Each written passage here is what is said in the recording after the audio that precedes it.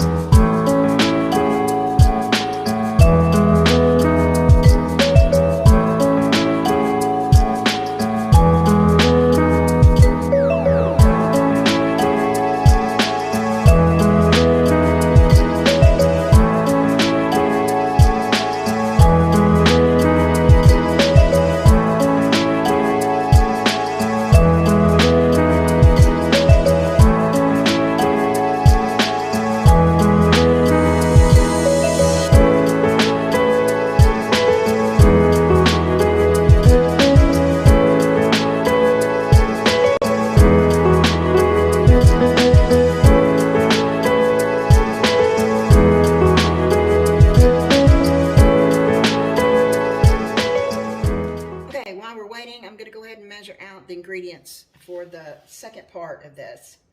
Since we are making cinnamon raisin, we increase our yeast because cinnamon sometimes will affect yeast and it makes it quite not as effective, harder to rise. So we will increase our yeast.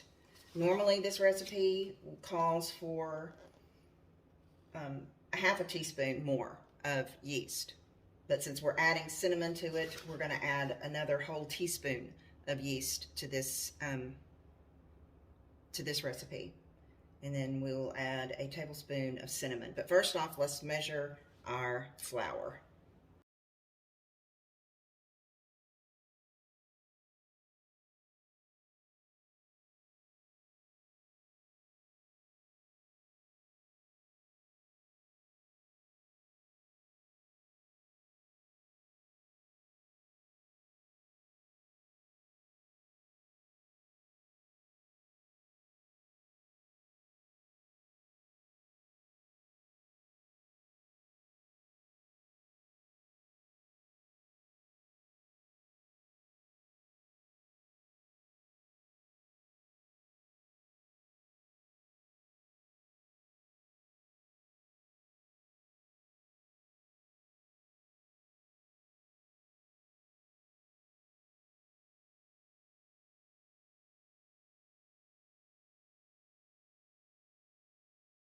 Okay, it's been almost 2 hours, and our sponge, as you can see, all bubbly.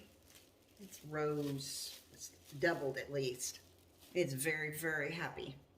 So now what we're going to do is to this, we're going to add the remaining yeast. Then we're going to add the flour, most all of the flour, the salt, the malt, the cinnamon. We're going to add everything except for the raisins. So we have our yeast. We're going to add it, and then we're going to stir that in good.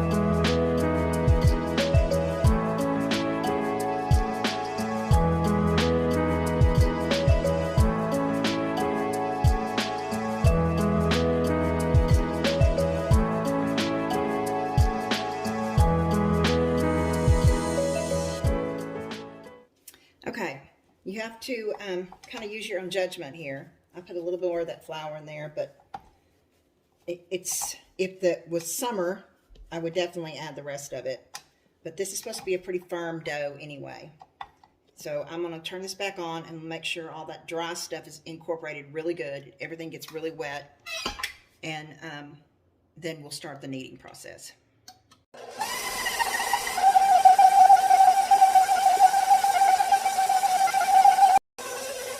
Okay, and we're going to let this knead for about 6 minutes or so. And if you were going to do it by hand, you'd need to do it for about 10 minutes. But I've got it on low. So I'm just going to let this knead.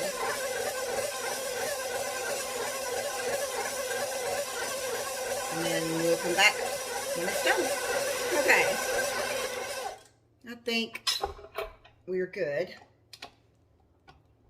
on the kneading.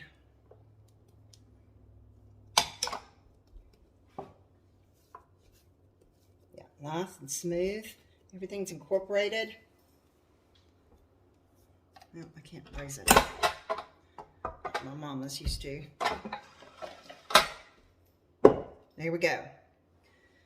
Okay, now, once we're done and it's all smooth and there's no raw flour or anything like that, then we've got to let the dough, we got to divide it up. Okay, if some of you are saying, oh, when did she add the raisins? I missed that. No, I missed that. I forgot to add them. So I've just got finished trying to incorporate them into this well-kneaded dough. And if you've never done that, well, congratulations. But this is what happens when you get too much going at one time. You forget. Someone will say, oh, a rookie move. Nope, just a busy move. Not a rookie move. Okay, here we go. Now, we've got to cut these up into 4.5. This makes 12 bagels. So what I do, recipe says 4.5 ounce pieces. Well, I don't know how much this weighs, so I want all my bagels to be about the same size. So I'm going to do it in grams. And I'm going to weigh my dough.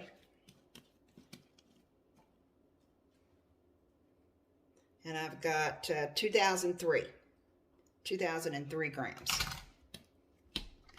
So we're going to divide these up into 12 pieces that weigh 166 to 167 a piece.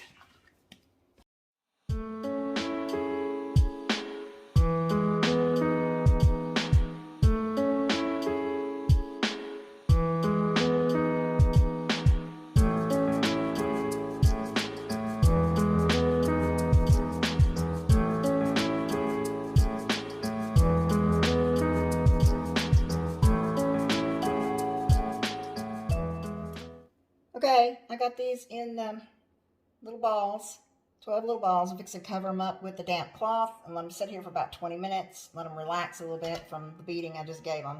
And then I'll come back and I'll show you how to form them into the bagel shape. Now we're going to make the shapes. They've been sitting for over 20 minutes, so they want to be ready to be shaped up. And this is how we make the bagel. There's two different ways. You can roll it out and then snake the two pieces together, or this has gotten a little sticky.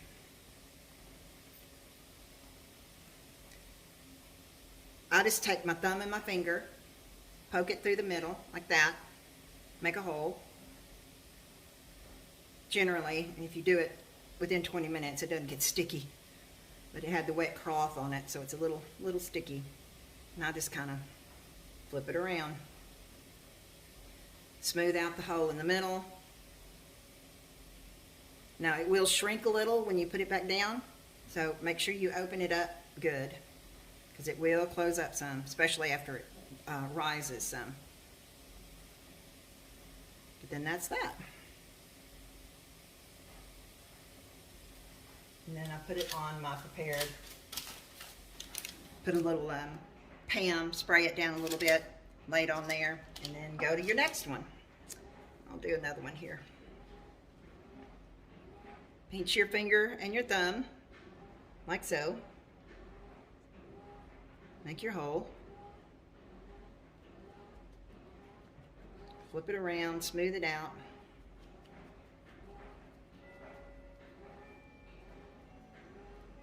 And there you go. There's all 12. You lightly spray them down with some Pam or some spray. Then you put them, if you have a big refrigerator baggies, you put them in that and tie them off. I do not have any of that, so we just wrap them with saran wrap, put them in the fridge, and like I said, you can store them in the fridge just like this for 2-3 days max before you need to do something with them. So tomorrow, if everything goes well, then I'll get them out and we'll go to the next step. Yep, that's it. Going into the fridge. Okay, I'm going to do the float test to see if my bagels are ready to go to the next step. And this is just cool water. You place them in there, see if it floats. Within 10 seconds, it's supposed to come up and float. And well, looks like part of it is. So what I'm going to do is I'm going to put these back in the fridge for about 20 more minutes. Then we'll just keep doing this. You just keep checking it until they float. Dry it back off, put it back in your pan, put it back in the fridge. So in about 20 minutes, we'll do it again. Okay, let's try this again.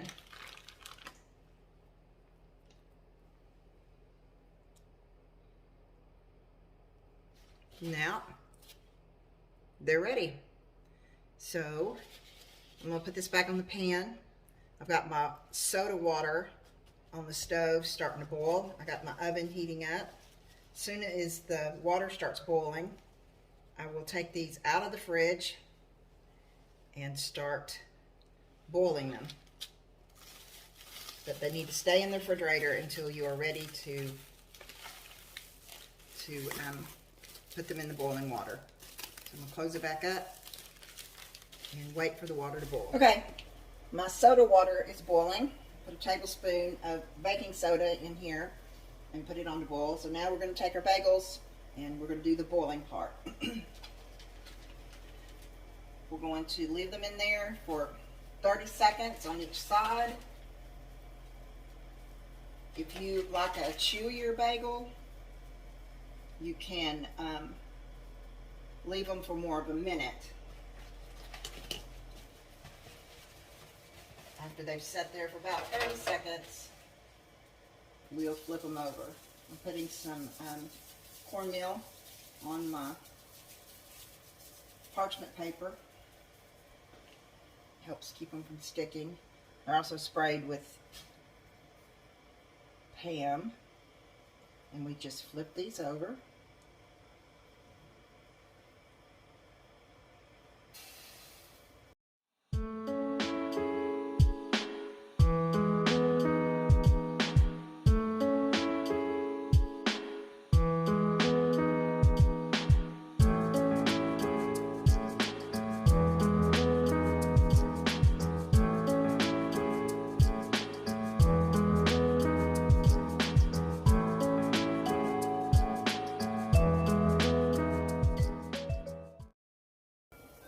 I have another pan to get out of the fridge, and once I get those boiled, then I'll be back and explain to you what the next step is in the oven.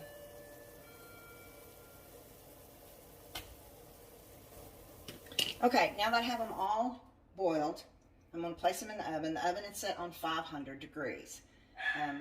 This first batch, I'm going to put 2 in the oven at one time. After 7 minutes, I'm going to switch the racks and rotate them, turn the heat down to 450, and let them continue to bake for 7 to 8 more minutes until they're a golden brown.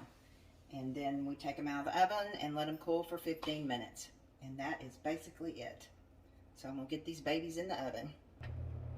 Okay, now you see they are in the oven, and I'm gonna have my timer set.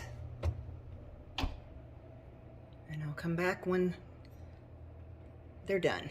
Okay, all of them are out of the oven. I cut this one open. They've been cooling. It looks so yummy. I'm excited about the raisins in there. But you see they're all a nice golden brown. Put these, once they cool completely, I'll put them in the freezer and let them freeze individually, and then put them in a big baggie and pull one out every now and then when I'm hankering for a bagel. If you've never made them, I suggest give them a try. It's quite satisfying.